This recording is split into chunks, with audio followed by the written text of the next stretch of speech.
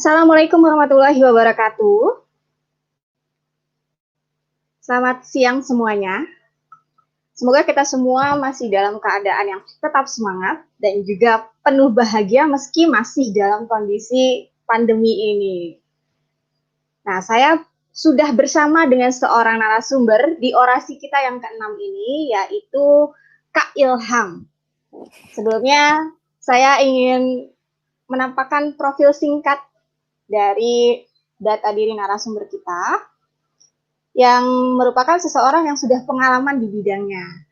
Sesuai dengan tema kita kali ini, yaitu kiat untuk memikat perusahaan agar diterima magang ataupun kerja. Dan ini memang spesifiknya ya di bidang akuntansi. Tapi tidak menutup kemungkinan pembahasan ini akan berguna bagi kalian yang memang ingin melanjutkan ke jenjang kerja ataupun anak kuliah atau anak SMK pun SMA yang ingin magang di suatu perusahaan. Nanti Kak Ilham akan memberikan materi atau sharing yang lebih dalam lagi mengenai hal ini. Orasi yang ke-6 ini saya bersama dengan Ilham Ramadan Ersyafdi SEMAK. Beliau adalah akuntan di PT Adaro Indonesia dan juga merupakan seorang dosen akuntansi di UNISIA, Universitas Nahdlatul Ulama Indonesia. S1-nya akuntansi di Universitas Negeri Jakarta, UNJ. Kemudian melanjutkan S2 di akuntansi Universitas Trisakti. Nah, kita langsung saja nih berdiskusi dengan Kak Ilham. Sebelumnya Kak Ilham, apa kabarnya nih? Sehat baik, kah? Baik. Alhamdulillah Baik. Sehat. Sehat Nurul. Aduh, kalau Nurul manggil saya kakak, soalnya kita satu universitas dan saya kakak kelasnya. Jadi bingung saya manggil Nurul apa Kak Nurul juga kan nggak mungkin. Iya, Nurul aja Kak. Iya, dulu Ya, jadi flashback dulu nih. Dulu S1-nya Kak Ilham memang di UNJ, akuntansi, dan saya sendiri juga dulu S1-nya di UNJ. Jadi kita satu alma mater. Satu fakultas. Satu fakultas dan satu alma mater. Oke Kak, kali ini sesuai dengan tema kita, yaitu membahas apa kiat yang dapat memikat perusahaan untuk diterima menjadi magang, untuk magang di perusahaan ataupun untuk bekerja di suatu perusahaan. Tapi sebelumnya nih, sebelum kita masuk ke sana, Kak Ilham, saya mau tahu, mungkin banyak juga nih dari adik-adik SMA atau SMK atau anak mahasiswa yang baru ingin masuk ke dunia kerja atau dunia magang. Kenapa sih Kak Ilham itu memilih jurusan akuntansi, S1 S2-nya akuntansi dan menjadi akuntan gitu? Apa nih alasannya? Sebenarnya kalau ditanya cita-cita ya, dulu saya mau jadi dokter gitu. Waduh. Mau banget jadi dokter gitu. Terus kebetulan kan saya dimulai dari SMP sih. Jadi SMP itu ada pelajaran muatan lokal itu pendidikan tata niaga. Nah di situ tuh kayak saya tuh senang banget gitu belajar belajar kayak keakuntansian gitu. Nah pas SMA juga SMA kelas 1 itu saya lebih menonjol ke IPS dibanding ke IPA gitu. Nah ya udah akhirnya berjalannya waktu saya ngambil jurusan tuh sosial. Nah di sosial itu saya dulu SMA-nya di 112, kemudian bapak saya meninggal, saya ikut mama saya pindah ke SMA 7 Medan gitu. Nah di SMA 7 Medan itu saya menjadi salah satu perwakilan dari sekolah untuk ikut Olimpiade Ekonomi Akuntansi gitu. Wow. Dan alhamdulillah ini juara 5 besar dan mewakili provinsi waktu itu untuk lanjut ke tingkat nasional.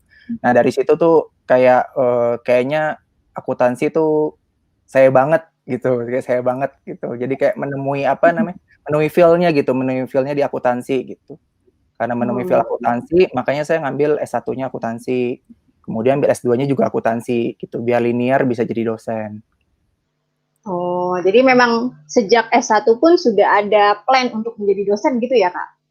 Iya, karena saya udah mikir ke depan kayaknya kalau umur 50, saya tuh orangnya yang nggak bisa diem ya. Kalau Nurul lihat zaman saya kuliah juga kan, saya juga kuliah juga kerja sama dosen kan gitu. Jadi kayak istilahnya saya tuh anak yang nggak bisa diem. Jadi kalau misal udah usia 55 pensiun, 55 ke sana saya ngapain gitu kan, bingung gitu. Jadi saya pikir kalau saya bisa ngajar dimulai dari sekarang, saya akan punya pengalaman lebih dari 30 tahun nanti mengajar gitu. Oh, wah ini menarik nih. Ada plan jangka pendek dan jangka panjang. Sejak Iya, dulu, betul. sejak itu sudah difikirkan.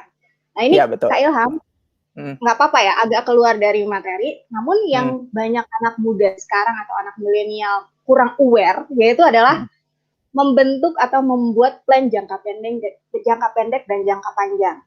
Iya. Menurut Kak Ilham, seberapa penting sih? Jadi kan kadang anak mahasiswa pun, anak SMA yang baru lulus dan ingin kuliah, kadang masuk ke fakultas atau jurusan kuliah tuh merasa kayaknya bukan saya deh setelah menjalani 1 atau 2 semester. Nah itu menurut Kak Ilham, plan jangka pendek dan jangka panjang itu seberapa penting dan seperti apa? Iya. Kalau saya lebih karena pengalaman pribadi ya. Jadi ketika papa saya yang meninggal itu, saya tuh struggle banget gitu. Struggle, benar-benar struggle di mana biasanya kan sumber ekonomi itu dari papa gitu ya, almarhum gitu. Terus kemudian papa nggak ada, mama saya berjuang sendiri gitu. Jadi saya karena kondisi yang ada itu, jadi saya membuat diri saya untuk, oh saya harus bisa maju gitu, buktiin ke orang-orang bahwa saya tuh bisa maju gitu. Jadi kalau saya kemarin bikin plan-nya karena yang saya bilang tadi, karena diri saya yang kena, apa namanya, bukan kena sih, kayak istilahnya pengalaman diri saya gitu. Terus kalau ditanya seberapa pentingnya, penting banget gitu. Kalau misalnya kalian sudah masuk di ngambil jurusan udah 1 semester, sudah semester, kalian mau pindah ya silakan. Kalau kalian merasa nggak, apa namanya, ngerasa nggak dapet feel-nya, nggak dapet feel-nya. Saya sih selalu bilangnya nggak sesuai ya, maksud saya bilang feel. Karena kita kuliah itu untuk masa depan kan, gitu, untuk nyari pekerjaan. Kalau kalian kuliah nggak dapet feel-nya, gimana kalian bisa jalanin gitu loh. Ya sama kayak orang mau nikah, kalau nggak ada feel-nya, nanti sejalannya waktu akan ada tumbuh rasa cinta, itu menurut saya mah omong kosong lah, saya bilang gitu. Jadi kalau saya penting feel dulu, kalau misalnya kalian semester 1, semester 2, aduh ngerasa, aduh saya nggak dapet feel di sini, ya silakan pindah, karena cuma setahun kan, gitu. Jangan, karena setahun kalian masih bisa daftar lagi, nyoba lagi di universitas lain gitu, atau nyoba jurusan lain, itu masih bisa lah. Tapi kalau udah semester 5, semester 6, terus kalian juga masih ngerasa, aduh saya salah jurusan, wah itu kalian udah, apa namanya, udah kereta tuh udah jalannya udah jauh gitu, kalian baru ngerasain di situ gitu. Jadi kalau menurut saya, dari SMA nih kalian tentuin nih, kalian tuh senangnya tuh di mana. Gitu. Misalnya kalian senang bakat dari SMA kan bisa kelihatan tuh bakat kalian tuh. Misal kalian bakatnya olahraga, ya kalian kuliah juga kembangin juga bakat olahraga kalian. Atau misalnya kalian senang masak, yang ambil aja jurusan tata boga atau jurusan tata boga lah ya, yang ada di universitas-universitas gitu. Atau misalnya kalian, oh saya pernah menangi, apa namanya, juara debat. Ya berarti kalian ambillah jurusan komunikasi, jurusan yang berhubungan dengan, apa namanya, yang hubungan dengan komunikasi lah gitu. Tapi kalau misalnya kayak saya gitu, saya kan senangnya dari awal tuh akuntansi, jadi saya senang ngitung. Terus juga anaknya sebenarnya saya nggak jago ngomong nih, kalau nggak karena ngajar nih, saya nggak jago ngomong, jujur saya nggak jago ngomong. Tapi karena ngajar saya belajar juga untuk bisa ngomong gitu. Jadi ya makanya saya bilang kenapa jangka pendek, jangka panjang itu penting, supaya kalian tuh nggak salah arah gitu ke depannya. Oke, terima kasih Kak Ilham. Ini pembahasan yang menarik nih. Di pembukaan ini udah banyak sekali ilmu yang didapatkan. Jadi tadi ada plan jangka pendek, jangka panjang. Terus ada feel ketika kalian menjalankan sesuatu, entah itu sekolah jurusannya ya, ataupun nanti ketika kuliah. Karena ini berdampak ketika nanti kalian bekerja atau karir kalian ke depan. Plus tadi ada tambahan baru, yaitu masalah komunikasi. Wow, makin bervariasi pembahasan kita, tapi sebelumnya, Kak Ilham boleh nggak flashback tentang dunia karirnya, awal masuknya seperti apa, struggle-nya seperti apa, dan sekarang sudah suksesnya seperti apa?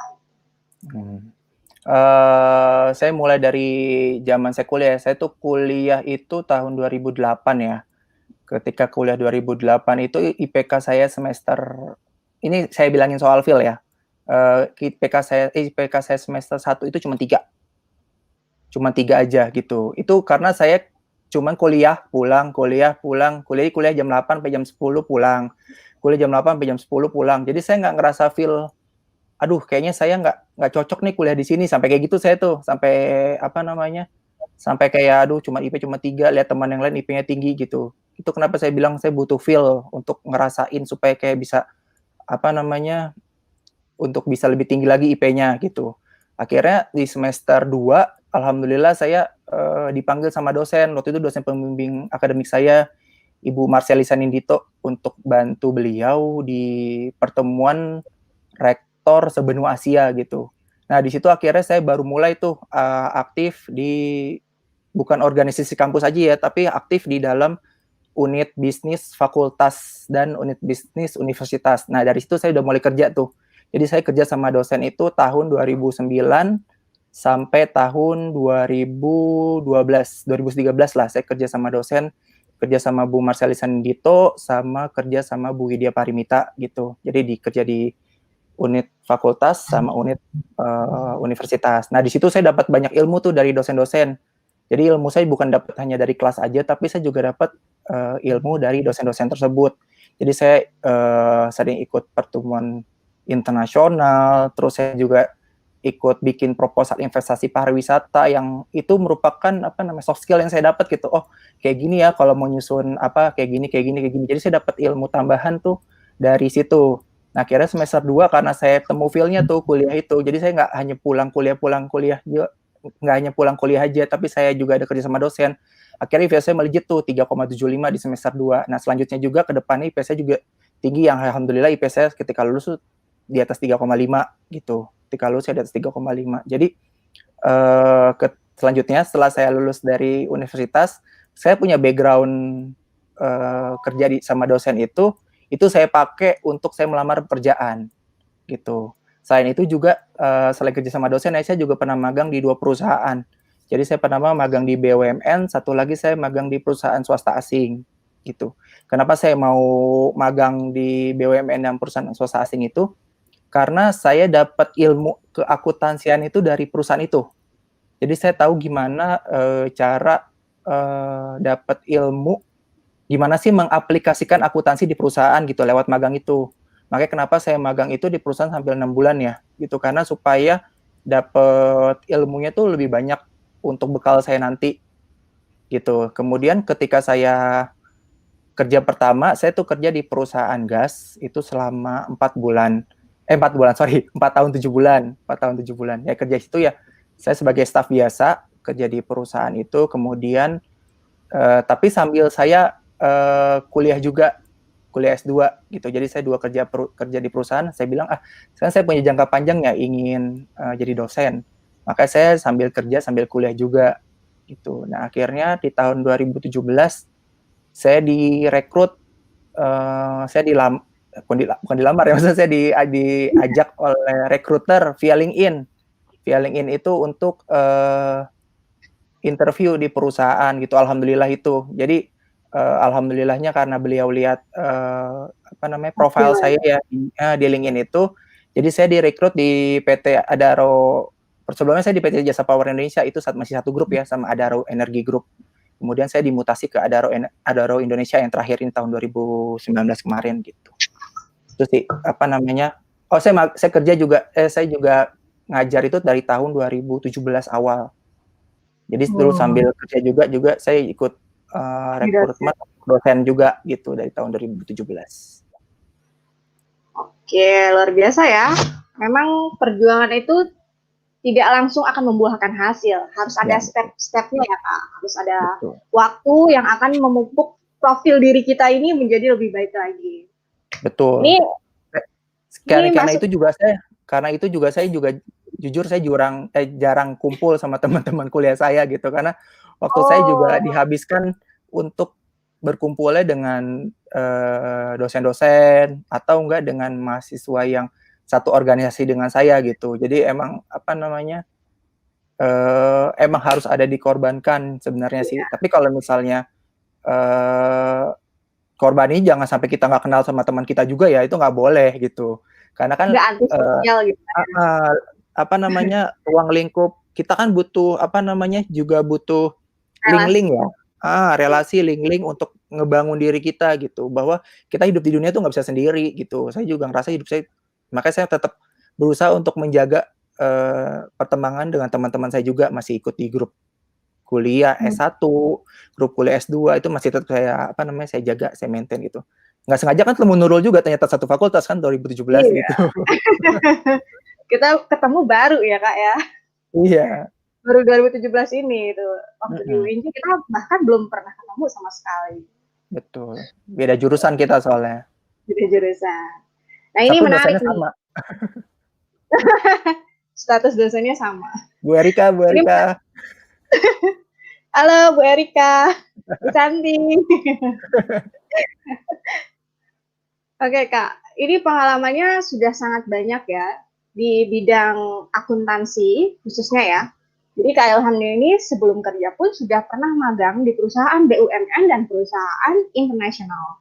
Iya, betul. Nah, menurut Kak Ilham nih, apa sih yang dilihat oleh perusahaan ketika menerima seseorang kandidat untuk magang ataupun untuk bekerja? Apa yang dilihat perusahaan? Biasanya kan perusahaan itu mencari kandidat yang sesuai dengan posisi yang ada ya. Jadi saya waktu diskusi dengan rekruter saya tanya apa sih yang menjadi alasan kamu untuk meminta saya untuk interview di perusahaan kamu gitu kan, karena kan jujur saya nggak ngelamar di PT Adaro Energi itu, saya nggak ngelamar. Saya tuh diminta untuk coba kasih CV, kita mau nyoba kamu gitu. Makanya saya tanya berarti kan saya tanya apa sih value-nya saya ketika kamu meminta saya, ketika rekruter saya meminta saya untuk melamar di perusahaan tersebut gitu kan. Terus dia bilang ada kata-kata yang menurut saya, find the right candidate for the right position. Oh ya, kayak manajemen. Ya, iya gitu. On the right place, ya. Gitu. Jadi intinya itu dulu satu katanya.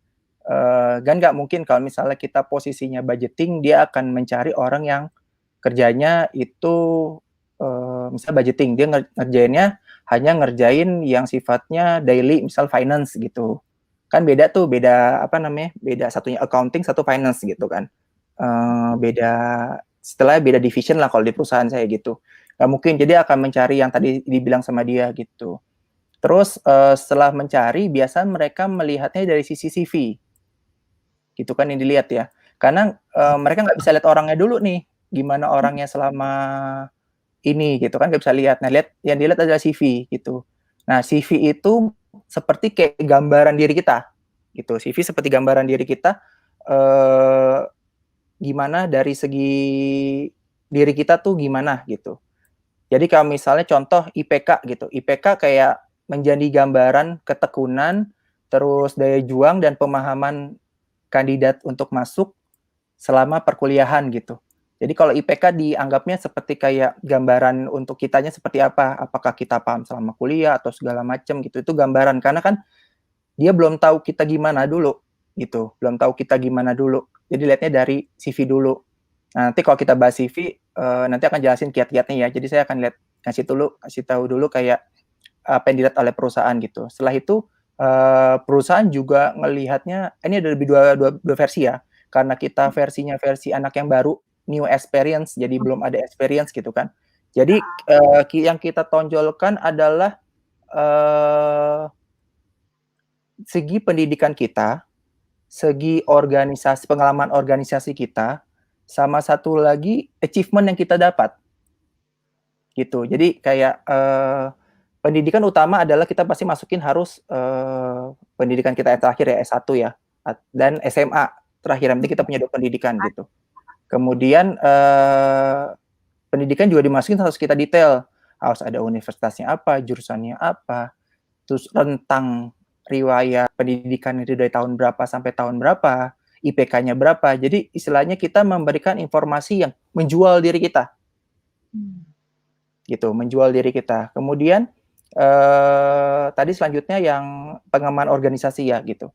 Nah, pengalaman organisasi itu dilihat gitu bagaimana kita aktif. Bagaimana karakter kita bisa berkembang di organisasi tersebut gitu. Karena dengan kita ikut organisasi, otomatis karakter kita akan berkembang kan. Soft skill, kita dapat soft skill, kita bisa negosiasi dengan orang, terus kita juga dapat bekerja secara tim gitu. Jadi selama ini individual, kita nggak akan jadi dipaksa untuk kerja secara tim, terus bagaimana kita memanage berkomunikasi dengan orang. Jadi kita lihat dari situ pengalaman organisasinya. Itu wajib dimasukin ke dalam CV kita. Kemudian masukin juga adalah pendidikan informal. Kalau saya pendidikan informal tuh kayak seminar, webinar. Sekarang lagi heboh-heboh webinar ya, mana-mana webinar gitu. Dulu saya menargetan dulu nih saya nih. Dulu saya menargetan itu 1 semester saya minimal harus ikut 2 seminar. Saya selalu menargetkan gitu. 1 semester saya harus ikut 2 seminar. Kenapa? Karena ilmu cuma di bangku kuliahan tuh nggak cukup. Sangat nggak cukup. Cuman kita satu mata kuliah 3 SKS ya. Cuma berapa jam gitu. Itu nggak cukup. Jadi saya butuh ilmu-ilmu lain yang saya dapatkan di luar gitu. Makanya kenapa saya menargetkan 1 semester saya minimal 2 seminar gitu. Kalau diri saya ya. Terus terakhir achievement gitu. Achievement yang kita dapatin itu merupakan nilai plus untuk kita.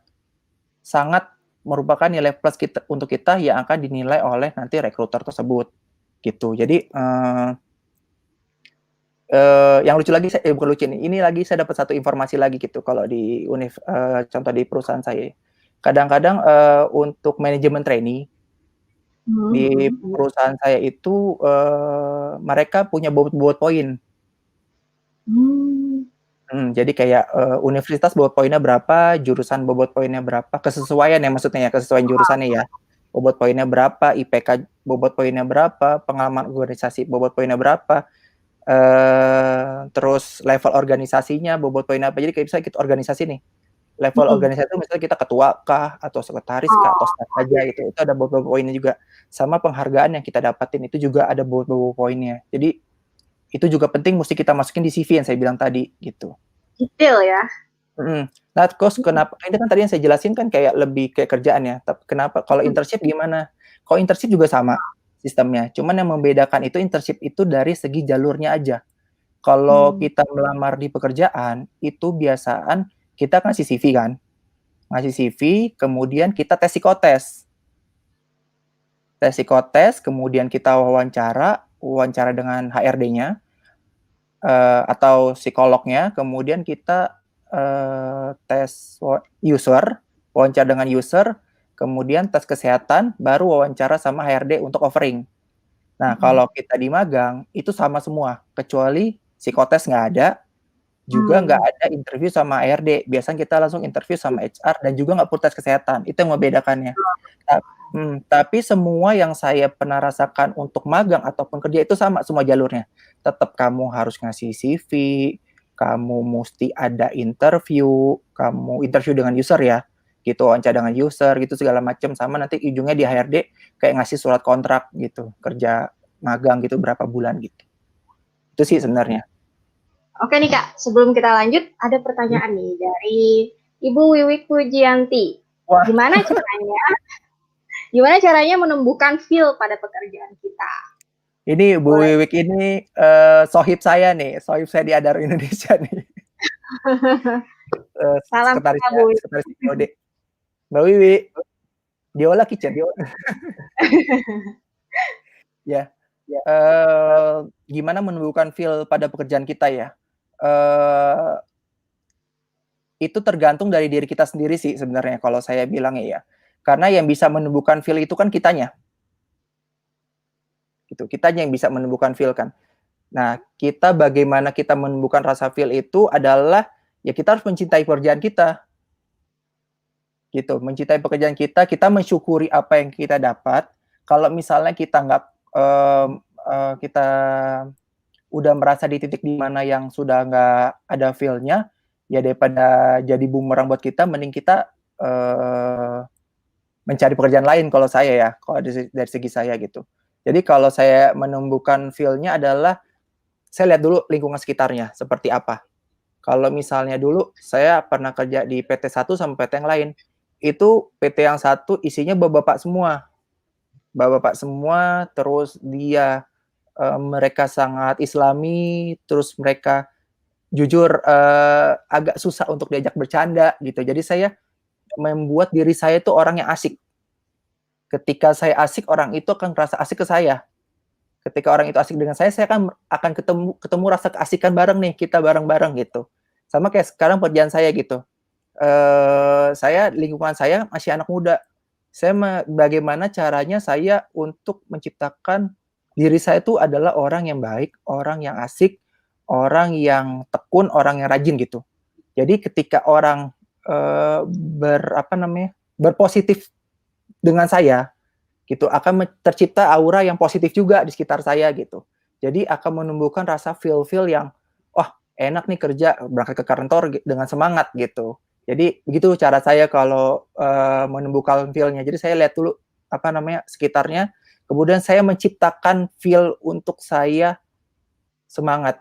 Karena yang tahu feel itu hanya kita sendiri, bukan orang lain. Orang lain yang membantu kita untuk bisa menciptakan feel itu, tapi dengan kitanya yang harus menciptakannya ya. Jadi orang lain itu seperti tambahannya lah untuk kita gimana cara menciptakan rasa feel itu gitu.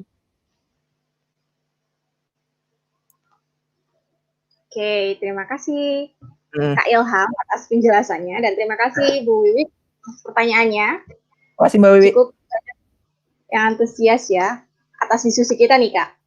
Tadi sepertinya belum selesai penjelasan mengenai apa yang dilihat perusahaan. Kalau kita berbicara lebih detail tentang mahasiswa, kadang mahasiswa nih di setiap universitas itu sepertinya memang akan ditugaskan untuk magang di suatu perusahaan. Apalagi yang jurusannya akuntansi ya. Akuntansi ada yang namanya PKL, ada yang namanya PTM, yaitu tergantunglah dari universitas masing-masing apa namanya. Mungkin yang menjadi pertanyaan bagi sebagian besar mahasiswa yang ingin magang adalah sebenarnya apa aja sih yang perlu dipersiapkan lebih untuk kita siap diterima magang di suatu perusahaan. Dan memang perusahaan yang benar-benar kita inginkan gitu loh Kak. Okay. Sesuai dengan apa yang kita inginkan. Apa kiat-kiatnya atau apakah harus sejak bulan-bulan sebelumnya kita siapkan atau apa? Ya, tadi saya juga lupa ada satu. Magang itu juga bisa untuk membantu kita di dalam CV nanti kalau kita untuk melamar pekerjaannya. Kalau kita magang di bidang akuntansi, kita jelasin pekerjaan kita apa di perusahaan kita magang itu, walaupun cuma 3 bulan, 1 bulan, 6 bulan, itu akan membantu nilai plus untuk ketika kita melamar pekerjaan gitu. Nah, kalau untuk kiat-kiatnya, tadi Nurul bilang ya, saya pertama itu kita siap dulu dari preparation dulu ya, diri kita dulu ya. Dari diri kita siapin dulu. Pertama adalah CV dulu. CV itu yang utama banget. Jadi, CV itu kita harus benar-benar menjual banget. Tapi menjualnya nggak lebay ya, nggak berlebihan gitu. Benar-benar sesuai. Gitu ya? Ya, nggak ngebohong gitu. Karena saya pernah lihat CV beberapa orang tuh dia bohong padahal nggak pernah ikut organisasi, tapi ikut organisasi gitu. Tapi nggak ketahuan gitu mungkin. Tapi jadi benar-benar di CV itu kita ngejual diri kita gitu. Jadi yang kita jual adalah karir ya, bukan hobi. Saya pernah waktu itu kita pernah ini ya Nurul ya pelajaran bagaimana buat CV ya di universitas kita ya. Itu kita terlihat CV mahasiswa lucu-lucu ya. Ada yang dia masukin hobinya main game PUBG lah, terus Mobile Legend dimasukin. Saya sampai bingung ya Allah kalian mau ngapain itu? Masukin hobi itu kalian. Mungkin karena mereka belum pernah sama sekali terjun ke dunia luar gitu ya, membutuhkan ya, CV atau apa mungkin. Betul. Jadi yang saya bilang tadi, makanya ketika kita sudah mau mulai magang itu, kita harus menciptakan diri kita adalah orang yang profesional. Gitu. Jadi buatlah CV yang seprofesional mungkin. Jadi pertama misalnya saya bilang tadi, masukin aja nama, alamat ya biasa ya gitu, masukin. Tapi kalian nggak mau masukin hobi kalian gitu. Nggak perlu hobi kalian dimasukin gitu. Kemudian dari segi pendidikan, masukin pendidikan kalian itu sedetail mungkin yang saya bilang tadi. Universitasnya masukin, jurusannya masukin, IPK-nya masukin, riwayat kuliahnya juga dimasukin. Kuliahnya dari tahun berapa sampai tahun berapa, misalnya tahun 2008 sampai tahun 2012 seperti saya dimasukin. Termasuk SMA-nya juga dimasukin. Kemudian masukin sisi kayak tadi informal education, kalian ikut apa? Misalnya ikut brevet AB atau ikut sertifikasi itu masukin juga. Itu menambah nilai poin untuk kalian Ini saya mau ngomongin yang kerjaan dulu ya, ngomongin kerjaan dulu gitu. Kemudian di CV masukin juga pengalaman organisasi kalian. Pengalaman organisasi jangan cuma gini doang, misalnya himpunan mahasiswa jurusan gitu doang. Jangan, masukin rentang waktunya kapan, jabatannya apa, terus masukin juga periodenya kapan gitu. Kalau bisa masukin dari SMA, kan SMA ada OSIS tuh, masukin aja dari SMA sampai kalian ke kuliahan gitu. Masukin itu. Kemudian tadi yang magang itu, magang di perusahaan itu kalian masukin periode magangnya kapan, perusahaannya itu namanya apa, di mana, bergerak di bidang apa. Itu dimasukin juga, bergerak di bidang apa, perusahaannya, kemudian apa yang kalian kerjakan. Gitu. Tadi udah dibilangin ya, durasi, nama PT-nya, bergerak di bidang apa, sama pekerjaan yang kalian lakukan. Itu harus kalian masukin. Jadi si recruiter punya gambaran nih ke kalian. Oh, anaknya seperti ini gitu. Karena seperti kita menjual diri kita, saya bilang tadi, supaya orang tertarik kepada kita gitu. Tapi sama tadi yang terakhir tadi achievement, kalian harus masukin penghargaan yang kalian dapetin selama kalian SMA dan S1 gitu. Tapi kalau misalnya, Kak, saya cuma punya 3 penghargaan, nggak apa-apa, masukin aja gitu. Tapi penghargaannya yang masuk di akal ya, jangan lomba makan kerupuk yang dimasukin. Misalnya pengorbanan apa, kalian bikin mading boleh, penghargaan olahraga boleh gitu, tapi jangan tapi yang dari yang sekolah keluarkan ya. Jadi kalian kalau sekolah yang keluarkan kan itu emang jelas ya bahwa itu adalah kompetisi dari sekolah. Kalian ikut berpartisipasi aktif kegiatan sekolah gitu. Dan kalian lebihannya itu adalah dapat achievement itu gitu maksud saya. Jadi jangan kayak cuma 17-an Agustus di komplek masukin benang dalam jarum, itu nggak usah dimasukin gitu. Sama satu lagi terakhir di CV ya, itu gunakan email yang profesional. Kalau bisa nama, jangan nurul.imut@yahoo.com, edukatorcantik@yahoo.com gitu. Jangan kayak gitu. Nanti kesannya kayak aduh ini anak. Nah, betul. Terus ketika kalian kirim CV by email ya, by email. Pertama saya ngejelasin by email dulu. Kalian mesti tambahin di email adalah semacam kayak surat lamaran. Jadi jangan cuma kasih CV doang.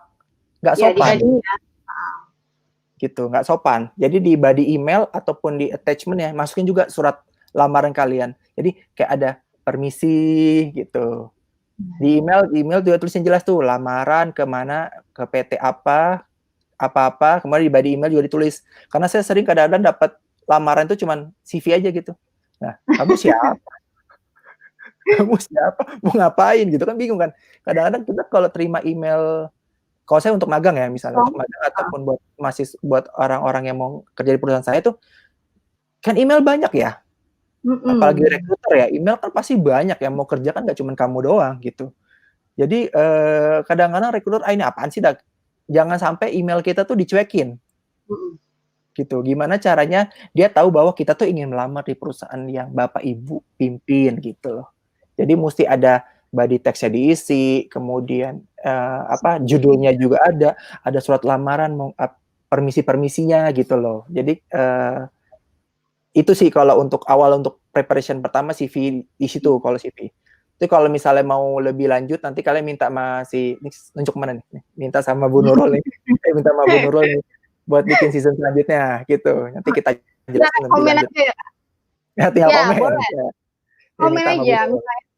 Misal kalian nanti ingin ada video selanjutnya yang membahas tentang apa, atau orasi selanjutnya ingin membahas tentang mungkin pembuatan CV yang menarik atau apa, kita bisa undang lagi nih Kak Ilham untuk berbagi ilmu. Ya, Kak Ilham. Tadi yang CV itu ya, personal branding kita memang harus bagus ya di CV. Ya, kenapa? Betul. Karena ketika kita ingin terjun ke dunia luar, apalagi untuk kelihatan profesional, itu isi dalam CV-nya harus sesuai dengan apa yang kita apply atau kita lamar. Betul. Jangan tidak sesuai, tidak ada linearitas, maka HRD atau HRD dari perusahaannya itu tidak akan melirik sama sekali dari apa yang ingin kita apply. Betul. Kalau misalnya nih, Kak Ilham, saya posisinya nih, anak semester 4 atau semester 5 kuliah S1 nih. masih bingung nih, masih bingung apa aja sih sebenarnya yang harus dipersiapkan untuk diterima magang di Oh, perusahaan yang magang. memang saya inginkan. Oke. Kecuali selain dari CV itu kayak apa gitu Oke. kira-kira? Berarti Skill apa?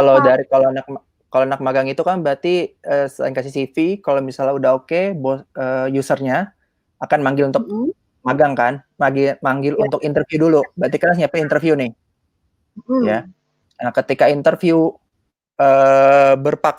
berpakaianlah yang sewajar mungkin, gitu. Kalian nggak perlu kalau magang itu pakai hitam putih, nggak perlu hitam putih kayak kalau kita PNS ya. Kalau tesnya PNS memang Iya. diwajibin kan untuk Kecuali ada, hitam putih gitu. Tapi kalau kecuali kita mungkin untuk ada dress code ya. kenapa sorry? Kecuali memang ada dress code seperti itu kali ya. Nah, ya betul. Kecuali Nah, ketika kita dipanggil untuk interview dan mereka memberikan info dress code, ya kita harus gunakan dress code apa yang sesuai dengan mereka minta gitu. Karena nanti kita kelihatan tuh, misalnya kalau misalnya mereka minta dress code-nya apa, terus kita nggak ikutin, dianggap kita nggak teliti. Nah, akuntansi tuh, gitu. Jadi saya pernah ada informasi juga gitu dari rekruter, dia bilang gini, Mas Ilham, kalau misalnya ada mahasiswa, saya tanya, Mas, kalau misalnya ada mahasiswa IPK-nya 3,8 atau 4, dia aktif organisasi, itu langsung diterima apa enggak? Itu ada yang lucu gini, saya biasanya baca dulu CV-nya. Kalau misalnya ada yang typo tulisannya, terus misalnya ada yang kurang atau segala macam, itu dianggap kita tuh nggak teliti. Itu akan mengurangi nilai kita loh. Itu tuh lucu ya, padahal CV doang. Belum tentu kita di kerjaannya kita nggak teliti itu karena CV kan kita anggap CV doang gitu. Orang juga nanti interview kita seperti apa gitu. Itu ada pemikiran dari rekruter seperti itu loh. Kalau misalnya di sisi akuntansi ya, jadi dianggap tuh nih anak pasti nggak teliti nih, CV aja nggak bener gitu. Gitu makanya yang tadi dibilang Mbak Nurul, ketika perusahaan meminta ada dress code tertentu, kita nggak laksanakan, berarti kita dianggap nggak teliti gitu, nggak teliti terhadap apa yang diminta oleh perusahaan. Tuh, jadi itu juga penting, memastikan apa yang diminta oleh perusahaan untuk yang kita kasihkan ke mereka. Misal kita kasih CV nih, kemudian kita dibalas oleh HRD, tolong bawa ini. Nah, kalau saya biasanya kalau mereka minta tolong dibawa ini, saya selalu ngelisin tuh. Nomor satu apa? Pas foto saya taruh paling atas, kemudian CV, kemudian apa saya selalu bikin runutannya sesuai dengan apa yang mereka minta. Karena saya anggap untuk pertama memudahkan saya untuk saya cross check ulang apakah data yang saya siapkan itu sesuai dengan apa yang mereka minta. Kedua, supaya saya mempersonal brandingkan diri saya agar saya itu orangnya teliti. Gitu. Itu pentingnya sih yang tadi saya bilang tadi. Terus ini mau lanjutin kiat interview nggak Nurul? Atau gimana? Nah, oke, sebelum masuk ke situ nih Kak Ilham. Oke. Sepertinya diskusinya memang menarik ya. Banyak hal yang memang mungkin dianggap sepele oleh sebagian orang, apalagi mahasiswa atau anak SMA, SMK, itu justru menjadi penilaian penting bagi HRD. Iya, betul. Contoh paling mudahnya saja ya, jika di bidang akuntansi itu memerlukan ketelitian. Paling mudah di awal saat merekrut adalah melihat typo di CV kita atau surat lamaran. Itu hal-hal yang sepele itu menjadi penilaian penting bagi HRD atau rekruter kita ketika kita ingin apply pekerjaan atau magang di suatu perusahaan. Maka soft skill dan awareness kita terhadap hal-hal yang memang mungkin saja menjadi penilaian HRD seperti pakaian atau cara kita berkomunikasi dan cara kita misalnya menyelesaikan jawaban yang diberikan kepada kita saat interview. Ini studi kasus gitu ya. Kadang ketika kita melamar magang ataupun pekerjaan ini, rekruter kita memberikan suatu isu atau kasus ya, case study gitu. Nah, dia melihat bagaimana cara kita menjawab atau menyelesaikan case study itu. Nah, dari situ bisa menjadi poin atau penilaian penting dari rekruter untuk menerima calon magang atau calon kandidat dari karyawan barunya. Betul. Selain itu, yang tadi Kak Ilham bilang ya, dari email. Wah, ini fenomena yang sangat menarik, apalagi di kalangan mahasiswa dan pelajar ya, SMA, SMK. Mungkin yang belum banyak orang tahu bahwa ada etika ketika kita harus berkomunikasi melalui sosial media atau media sosial. Salah satunya email. Ketika kita ingin berkomunikasi melalui email, apalagi dengan kalangan atau level yang lebih profesional, itu ada etikanya sendiri, namanya netiquette. Paling gampangnya adalah ketika kita mengirimkan email, jangankan ke rekruter, ke guru ataupun dosen kita, seharusnya juga ada etikanya, ada caranya, tata caranya, subjeknya diisi, subjek itu atau judul ya sama. Tujuan kita misalnya untuk revisi makalah atau paper, nah itu ditulis. Atau ketika kita ingin apply magang atau pekerjaan, ya juga di sana ditulis di subjek. Karena kalau itu kosong, emailnya tidak akan terdetek itu untuk apa. Dan di bodinya juga ditulis apa maksud kita. Maksudnya perkenalan intro diri dari kita itu seperti apa. Di attachment juga jangan terlalu besar ya Kak Ilham ya. Karena Betul. kadang banyak nih Kak Ilham yang mengirimkan attachment-nya itu melebihi bandwidth yang seharusnya sehingga menggunakan Google Drive. Wah, itu Iya, hal yang betul. fatal menurut saya. Terus Kesalahan-kesalahan kalau seperti saya itu biasaan kalau hmm, saya biasaan kalau ngirim CV saya PDF-in. Kadang kalau kadang kirim oh, Word ya, entah gimana mantap ya. pakai font-nya apalah, nanti pakai apa, kadang-kadang saya bingung ya karena judul saya bukan gen milenial kali ya, saya udah umur kepala 3 nih gitu. Jadi kadang saya terima email tuh yang karena nggak di PDF-in, dia bentuk Word, ketika saya buka bentuknya jadinya aneh-aneh loh, Nurul gitu. Iya, Jadi kita iya betul. jadi kita anggap tuh kayak nih ngirim apa sih, saya bilang gitu. Kadang-kadang bingungnya gitu. Jadi untuk memperkecil kemungkinan CV kita jadi berantakan, kita PDF-in. Itu kalau saya selalu gitu. Betul, itu tips juga ya untuk kita agar emailnya rapi. Nah, itu namanya netiquette, net etiquette. Bagaimana kita harus beretika ketika di media sosial atau sosial media. Nah, ini menarik sekali Kak Ilham. Sebenarnya masih banyak yang ingin didiskusikan, tapi karena keterbatasan waktu, kita harus jumping to the next pembahasan, yaitu bagaimana kiat-kiatnya nih untuk calon magangers dan calon pekerja baru, apa yang seharusnya disiapkan, soft skill-nya apa, kemudian mentalnya atau apanya gitu yang harus dipersiapkan, kiat-kiatnya seperti apa Kak Ilham? Oke. Tadi kan saya udah bilang pertama, kita introduction dulu ya, kita ngejual diri kita dulu. Kalau misalnya kita udah berhasil ngejual diri kita via CV itu, kan via CV nih, otomatis nanti kita akan maju ke step berikutnya kan. Maju ke step berikutnya adalah interview. Tapi sebenarnya step berikutnya adalah kita psikotes sebenarnya, psikotes. Nah, di psikotes itu kita benar-benar harus banyak buku-buku psikotes. Saya juga jujur saya belajar buku-buku psikotes yang ada gitu. Jadi kita ada waktu luang Sabtu Minggu, coba kurang-kurangin main Instagram ya, kurang-kurangin nonton YouTube gitu, nonton podcast Dedi atau apa gitu. Kalian coba belajar apa namanya? Nah, kalian apa namanya? Belajar dulu untuk diri kalian gitu. Kalau saya bilang coba kalian belajar dulu untuk diri kalian. Kalau kalian udah merasa diri kalian itu cukup dari persiapan yang tadi saya bilang belajar apa namanya psikotes segala macam, ada Pauli yang ke bawah tuh, itu yang bikin pusing tuh, capek gitu. Itu kalian belajar juga, itu kalian bisa download di internet segala macam, coba kalian tes sendiri, hitung Pauli sendiri. Nanti kalau kalian udah merasa diri kalian, oh saya sudah sanggup, oh silakan kalian mau istirahat, mau nonton podcast Om Deddy atau mau nonton YouTube-nya siapa gitu, terserah. Karena kita manfaatin diri kita waktu yang ada dulu nih gitu untuk menambah value nilai kita. Tadi yang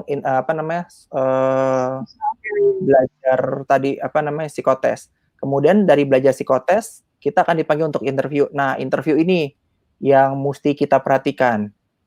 Pertama, kalau interview itu saya selalu mempersiapkan pakaian double.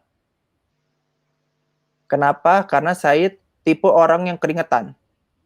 Tipe orang keringetan, ketika keringetan ketemu orang, waduh mampu nih koyo opo gitu loh misalnya. Jadi jangan sampai recruiter itu hilang fokus atau gagal fokus atau apa sih namanya? Salah Salah fokus. fokus. Iya, Ya salah salah fokus. fokus. Ini malah ngeliatin, aduh ini apa namanya? Ini orangnya bau. Aduh, jangan gitu. Jangan sampai gitu. Ini orangnya bau. Aduh, ini orang kayak saya nih misalnya, aduh jenggotnya panjang amat itu sampai ke hidung-hidung misalnya gitu. Jadi perhatikan diri kalian dulu nih. Kalau saya selalu gitu, kalau saya sebelum interview, saya pasti, Pak izin mau ke toiletnya di mana gitu. Saya selalu buang air kecil, menghilangkan semua kepanikan saya, buang air kecil, saya iniin, keringetan, baju kalau misalnya bau saya ganti, pakai parfum, tapi parfumnya normal ya, jangan minyak nyong-nyong gitu yang sampai hidungnya sakit gitu, jangan. Jadi benar-benar gimana kalian perhatian diri kalian dari ujung kaki sampai ujung kepala, kayak model lah gitu. Tapi kalau model kan dia pakai baju seperti apa ya? Ini kita benar-benar pakai baju as a profesional gitu. Iya, Gitu. disesuaikan. Betul, disesuaikan gitu. Makanya saya bilang sebelumnya, iya, kenapa Kak? Kenapa? Enggak apa tadi kenapa? Enggak, sebelumnya nih, sebelum Kakak lanjut, maaf saya potong dulu karena ada pertanyaan nih. Oh iya, Apa boleh, gimana? boleh. Nggak apa, saya Pertanyaan dulu lanjutin tadi. ya. Saya lanjutin dulu Oh, yang interview dulu aja, interview dulu ya, biar nanti kelar sisi interview, nanti kita yang lain, lanjut yang lain baru pertanyaan gitu. Ya. sip. Oke. Jadi yang interview selanjutnya tadi sebelum nyampe saya selalu tadi saya bilang saya lihat dari ujung kaki sampai ujung kepala. Saya perhatikan nih kayak jenggot ini terus kalau cewek ya, kalau cowok kan nggak pakai bedak-bedakan ya. Misalnya dandan jangan berlebihan, jangan pakai aksesoris yang berlebihan yang jadi membuat recruiter atau HRD atau user itu hilang fokus. Gitu. Terus berpakaian warna jangan nabrak-nabrak. Kalau kalian model bolehlah kalian pakai nabrak-nabrak gitu. Tapi kalau profesional jangan nabrak-nabrak. Itu kayak kesannya nanti bukannya rekruter ingat ke kita karena kita hebat, rekruter ingat kita karena kita orangnya profesional. Rekruter jadi ingat kita kata, "Oh, ini yang kemarin pakai kacamata hitam di kepala, pakai jilbab warna pink, pakai baju warna kuning." Jangan kayak gitu. Nanti rekruter jadi ingatnya itu loh. Gitu. Maka saya bilang kenapa personal branding jadi kenapa harus ada personal branding kita? Gitu. Jadi saya selalu coba prepare diri kita dulu. Kalau kita udah prepare diri kita, saya biasanya kalau untuk hilangin nervous, saya ajak ngobrol teman saya yang sesama apa namanya orang yang akan magang atau yang kerja. Saya akan ketika saya bisa ngobrol, itu akan menghilangkan rasa stres saya. Daripada saya diem, saya bengong gitu. Itu akan membuat stres saya akan makin tinggi. Kalau saya ngobrol dengan orang, saya akan merasa rilis gitu. Atau telepon keluarga juga boleh, silakan. Gimana cara kalian menghilangkan rasa rilis kalian. Tapi kalau bisa jangan ngerokok. Jangan ngerokok. Takutnya ngerokok, kalian bau rokok pakaiannya, ada rekruter yang nggak suka bau rokok. Gitu. Jadi kita menghilangkan apa ya namanya, hal-hal yang bikin orang nggak suka, rekruter nggak suka. Gitu. Itu. Nanti rekruter bilang, kamu inget ya si yang magang nomor 3? Oh yang bau rokok itu ya? Nah, jangan gitu.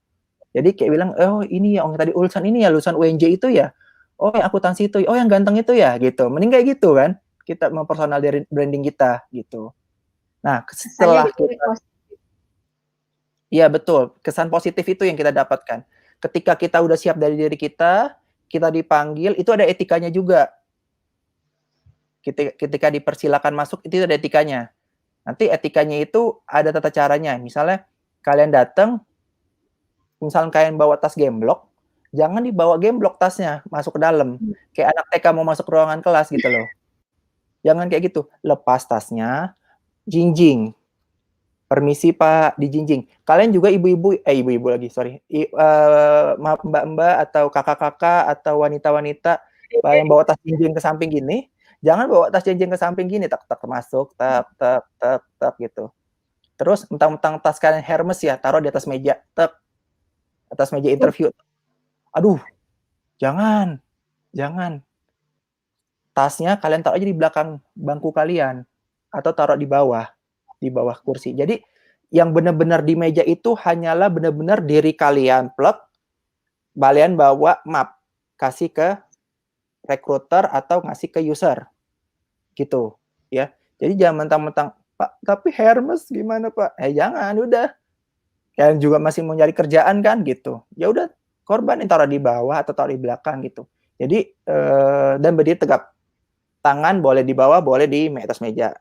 Gitu. Tapi itu ada kiat-kiatnya. Nanti kalau mau tahu lebih lanjut lagi, minta Bu Nurul lagi. Mau yang mana Boleh. dibahasnya. Karena kalau kita bahas ini kita sampai 12 jam nggak bakal SKS. cukup. Nggak bakal cukup. Ber-SKS gitu ya. Ya betul. Nah, ketika kita di interview, ini lanjut aja di Nurul. Ini kan tadi saya udah bilangin kalau kita pertama masuk interview ya. Jadi selanjutnya ketika kita interview kayak gimana nanti kita lanjutin lagi ya. Jadi apa pertanyaan banyak nih? Iya nih. Oke, kita ke pertanyaan dulu ya, Kak. Karena antusiasnya ternyata tinggi ya. Ini ada pertanyaan dari Kasmi Hiza. Kak mau tanya dong, kalau misalnya kita sudah lulus, tapi selama kuliah itu kita tidak aktif di organisasi dan nilainya juga tidak terlalu bagus. Apa yang bisa dilakukan untuk memperbaiki diri agar dilirik oleh kita?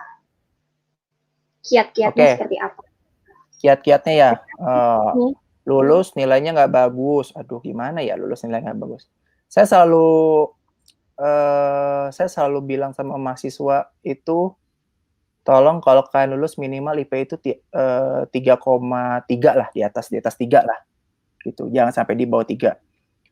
Jadi kalau kalian udah keburu lulus, terus IP kalian jelek, terus kalian nggak ikut organisasi, itu carilah perusahaan yang bisa berarti kalian harus cari perusahaan yang benar-benar pasti adalah perusahaan yang mau menerima mahasiswa baru atau anak magang. Ini mahasiswa baru berarti ya, hitungannya anak mahasiswa dia udah lulus mau kerja ya. Jadi pertama cobalah rebranding CV kalian dulu deh, saya bilang rebranding CV kalian dulu. Cara nge-rebrandingnya apa? Pertama, kalian tunjukin kalian ikut sertifikasi yang ada. Misalnya kalian ikut brevet, ya, ikut brevet pajak. Terus misalnya ikut sertifikasi, misalnya ikut ada di belakang CC tambahin C tuh, kayak Bu Nurul ada C apa tuh, C apa yang Nurul kamu tuh punya CPA apa? CPS. Boleh tuh CPS. Kalau akuntansi misalnya dia contoh CA atau CPA gitu. Jadi itu mempertinggi nilai informal kamu. Gitu, mempertinggi nilai informal kamu. Terus ketika kamu kan nggak aktif organisasi, kamu berarti tonjolin ketika kamu magang itu ngapain. Kamu punya pengalaman magang nih ya berarti ya.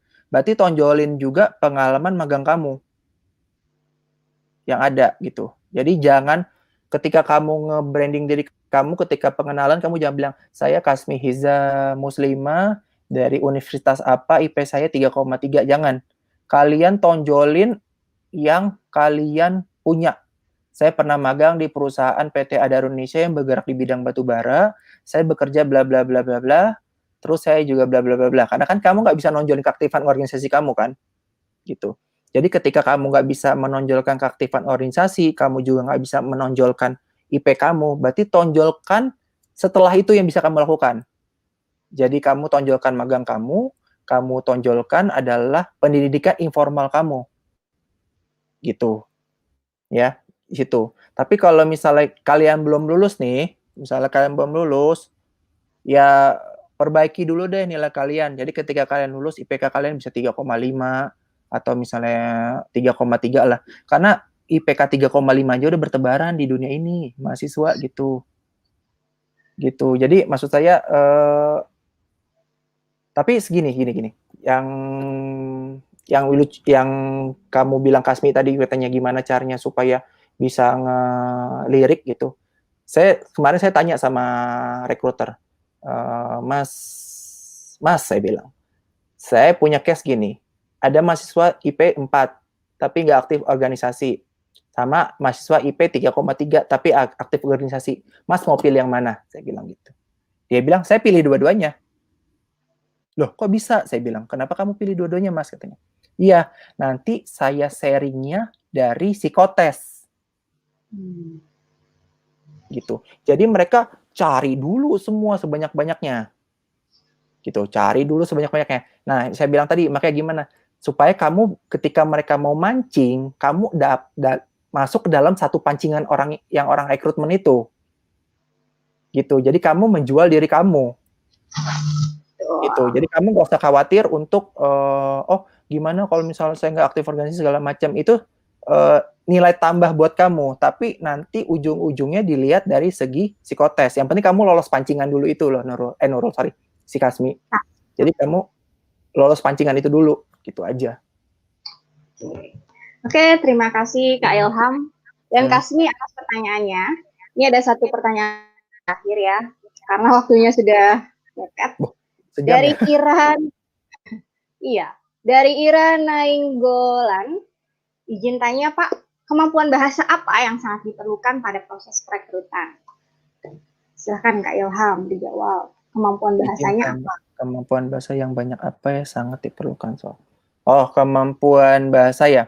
Kalau untuk beberapa company yang misalnya internasional pasti butuh banget tuh kemampuan bahasa. Karena kalau kita bergerak di bidang akuntansi, itu kadang-kadang di company itu pakainya itu nama-namanya adalah akuntansi, istilahnya adalah bahasa Inggris. Misal piutang, istilahnya kan account receivable gitu. Jadi kadang-kadang maka saya bilang kalian kalau belajar di kampus pakai bahasa Indonesia, kalian juga iseng-iseng bahasa Inggrisnya apa gitu. Terus kemampuan bahasa Inggris juga butuh kalian masukin juga dalam CV kalian ya.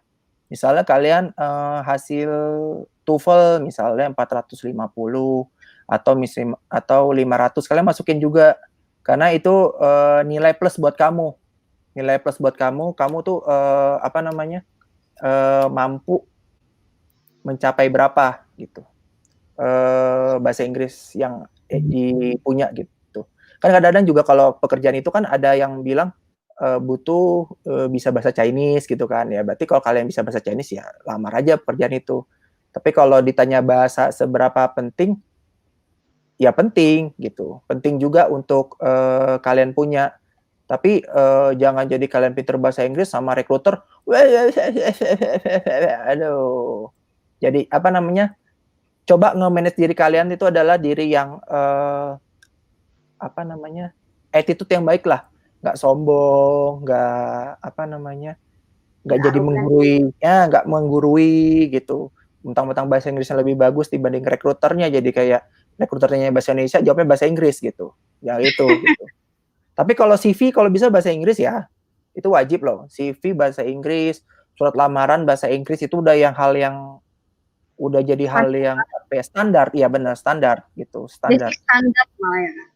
Betul, udah standar. Tapi kalau misalnya mau interview pakai bahasa Inggris atau mau pakai bahasa Indonesia, kalau saya biasanya lihat dulu rekruternya mulainya apa. Kalau dia mulai pakai bahasa Indonesia, saya pakai bahasa Indonesia gitu. Ya kiat-kiatnya ya. Jangan rekruternya pakai bahasa Indonesia, kamu jawab pakai bahasa Inggris. Waduh, bisa jadi. Saya nggak tahu ya, saya nggak pernah interview pekerjaan nih untuk itu.